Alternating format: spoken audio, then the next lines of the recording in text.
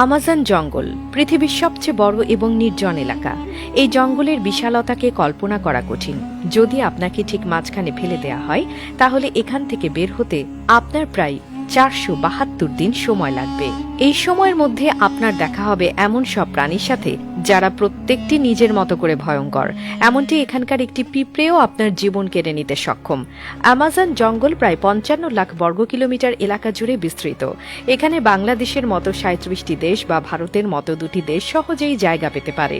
8টি দেশের মধ্যে এই জঙ্গলের বিস্তার রয়েছে: America, Brazil, Peru, Colombia, Bolivia, Venezuela, Ecuador এবং গায়ানায়।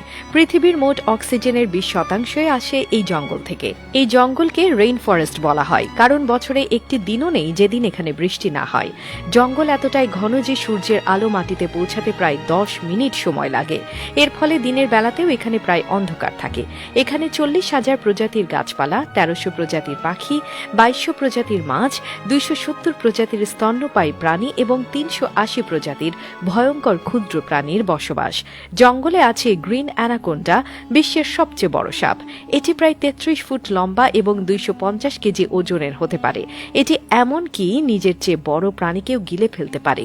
এখানকার বুলেট অ্যান্ড পিঁপড়ের কামড় এতটাই যন্ত্রণাদায়ক যে মানুষ সেটিকে বন্দুকের গুলির মতো অনুভব করে। অ্যামাজন নদী পৃথিবীর দ্বিতীয় দীর্ঘতম এবং জলপ্রবাহের দিক থেকে বৃহত্তম।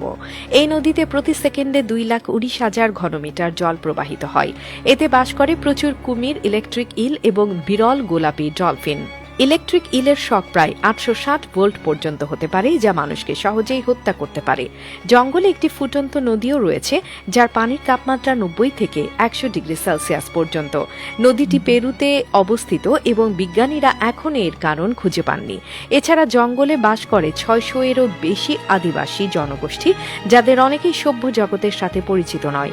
অ্যামাজন শুধু একটি জঙ্গল নয়, এটি এক অপার রহস্য। এর প্রত্যেকটি অংশই প্রকৃতির শক্তি এবং রহস্যময়তার প্রতীক। তাই অ্যামাজন রেইন ফরেস্ট সম্পর্কে জানতে গেলে আমাদের প্রকৃতিকে সম্মান করতে শেখা উচিত।